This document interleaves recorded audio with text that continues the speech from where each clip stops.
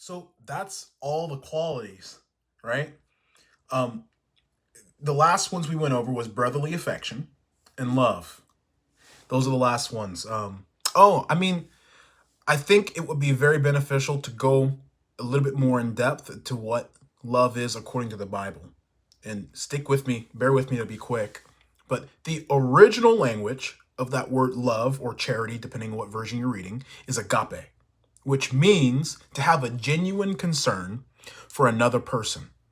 It does not mean you have to have an emotional attachment to that individual, right? It means to have a genuine concern. I want the best for you, which isn't always going to be comfortable.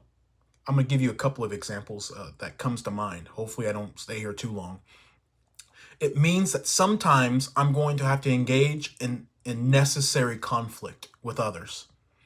If I have a family member who I know is harming themselves or harming others, and you might have to step in to help them out. Or if you know that they're not willing, you might have to step in to help them out. Now, a great deal of all this is exercising discernment, which is another topic that we'll get into. Discernment being how to make the right choice in the right situation. Because Jesus does say, don't throw your pearls before swine, right? So there's some fights I can't win. There's some battles that I shouldn't waste energy on trying to win. Now, we're not using that as a cop-out to do what's necessary.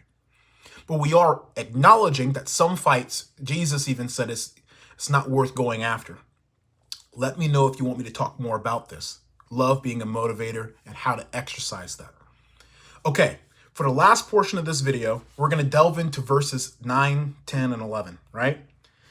Essentially what these verses are talking about, he says, you need to have these traits. Verse 9 says, what happens if you don't have those traits? It says that whoever lacks these qualities is so nearsighted that he is blind, having forgotten that he was cleansed from his former sins, which is dangerous.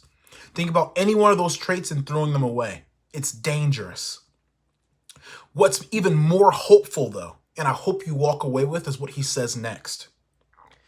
He says, therefore, brothers, be all the more diligent to confirm your calling and election, for if you practice these qualities, you will never fall. You will never fall, right? Isn't that powerful? So that's my encouragement to you. Practice these qualities. And the key word I'm using is practice, because we're never going to get it perfect every single time. We're still going to sin. The goal is not to practice sin. It's to practice faithfulness to God.